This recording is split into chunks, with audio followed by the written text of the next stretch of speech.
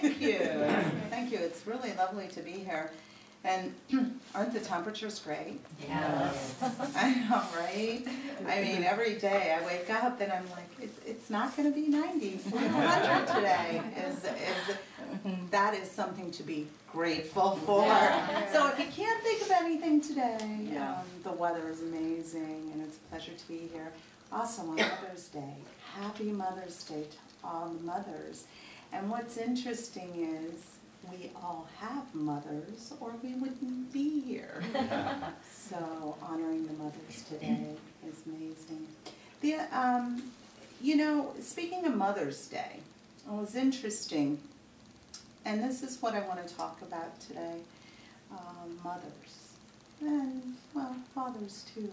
Yeah, they're important, but honoring the mothers today. I posted on my Facebook account, this was interesting, I think it was about a week ago. Something had crossed my mind, and I was thinking of my daughter. And my daughter being the last child, I had had all boys, and when I conceived, the moment of conception, I knew it was a girl. I knew. And everybody, oh, no, no, no. And I was already out buying baby girl things. It can't be. I said it is. It's definitely a girl. Even to the point of labor and delivery. The doctor was telling me all along. I did everything natural, so there were no ultrasounds. So I wasn't aware of the sex at that point. I knew. I didn't need someone to tell me. The doctor said, oh no, the fetal heart tones are too low to be a girl. I said, it's a girl. Got to the labor and delivery part. And the labor and delivery nurse said to me, she said, you know, what is the boy's name you have picked out? I was mortified. I go, boy, no, this is a girl. And she said, oh no, I've been doing this for over 35 years. And with a heart rate that low, it's going to be a boy. And I was, oh. And my husband said, oh, no, it's okay, you know. Sure enough, Kelsey came to the world, not 5 minutes later, this beautiful baby girl. And I thought, wow. And they were just astonished that I actually birthed a baby girl. I wasn't, of course not. And that led to my question. And when I was reminded of the story, that led to the question, was it manifestation or was it intuition? Which one was it? And what was interesting is I got a myriad of responses back. And some just firmly believed it had to be manifestation, you know. You put the thought out there, that's what you get back. And the feeling, and you wanted it so bad. Okay, all right. Then there was just intuition. And then there was this response, which I kind of liked. Well, didn't that soul that came in have a choice? Yeah, perhaps she did. And my response was, so let's throw this out there as well and put it on the table. Well, could there be something greater than myself kind of guiding this whole thing and orchestrating it in the background? Just a thought, another thought. These are all thoughts. That's all. And what I came to understand, and I still believe it, is it's someone's perception of that reality at that moment in time. Okay? And it can change, you know, and it can fluctuate, and it's their belief. It's just that perception of that reality at that moment in time. Actually, we're not going to know until we get over there. Because we look out in the world today and all the metaphysicians and spiritualists and the spiritual people and communities are very different in their thinking of how it could be and why it could be. And did that really make a difference to me? At that point, did that really make a difference in all this? And it was great. What does make a difference to me is my daughter came in. My sons came in. And being a mother, when we look at our children, and fathers as well, we look at our children and we think, oh geez, this child that we're responsible for. Forget about 18 years. I don't know who told you about 18 years, you know.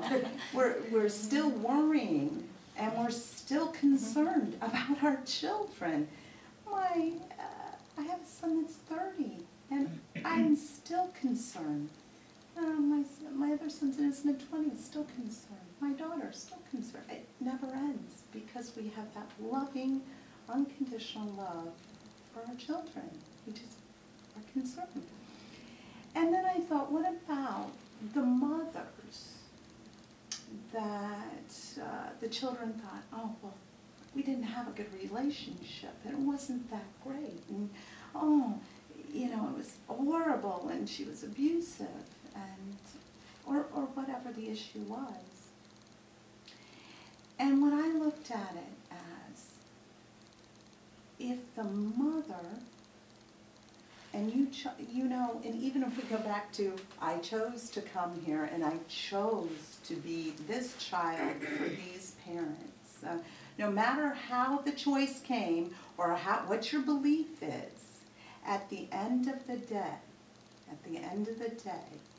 I believe I have learned something from my mother. Period. Not negative, positive. Positive, because guess what? It molded me to the person I am today. And everyone, and if you look back at how people have overcome, children have overcome through the years, and really become pillars in society, in communities, movers and shakers that came from a very, very difficult background. And not because they wanted to change it, because they viewed it as a positive, not a negative. Positive, not a negative. And what I find is interesting as well. So did I really, you know, I look at my mother and the things I've learned. Now I look at my children and I think, did I teach them right? Did I raise them to be, did I do a good job? Well, I did the best I could do, given with the tools I was given. Here's the thing. I'm going to say my children have taught me more than I have taught them. And even today, I look at them and I think, this is amazing. They'll come up with this stuff and I'll go, wow, that was a great way of thinking. I didn't see it that way. And it's like an ongoing learning process. And it's amazing. So all you mothers out there and fathers, when we look at our children, look at them as what are we learning from them and what are they learning from us? And how do we grow? Watch them grow and see what happens. And it's amazing. And I'm just anxious to see what happens when they get older. You know, even as I look back, and as we all can, we look back and we see the evolving process, not only in ourselves, but our children as well. So thank you, mothers. Thank you, mothers, for putting up with, you know, the constant. And I was just telling my son, my oldest son called me first thing this morning, and he said, "Hi, Mama." I goes, "Happy Mother's Day." And I go, "Same to you." And I said, "You know, thanks for calling." And he said, "Oh, you're welcome, you're welcome."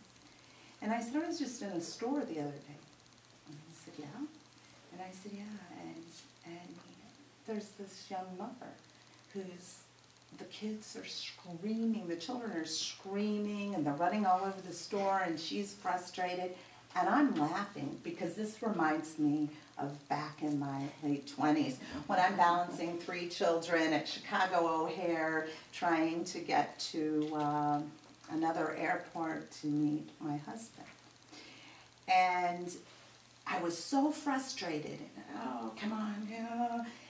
And I remember this mother came up to me and she said, "Oh, honey, you know," she said, just this is just short. This'll move so quickly this time, and before you know it, it'll be gone. And in my mind, I'm thinking, oh yeah, right. You, how dare you? And you do nothing. And as I'm screaming, don't go there, don't go there. And what it ended up being is, I'm repeating the whole thing, but I'm on the other side of it. And I'm watching this lady, you know, the child's underneath the rounders and pulling this stuff down, and the other one, and she got the baby on the crying, and in the little papoose. And I looked and I thought, boy, she doesn't know how fast that's going to go. But guess what? I didn't mention a word of it. No, she'll figure it out on her own. So thank you, mothers, for all of that, for all of the love that we give. And I think that there's always room to say, gosh, did I do that right? What happened? Oh, and you did, because I believe that we do what we need to do at that moment in time, and we are who we are. There are no mistakes. There aren't. There are just learning experiences, and then we move forward. And thank you very much for allowing me to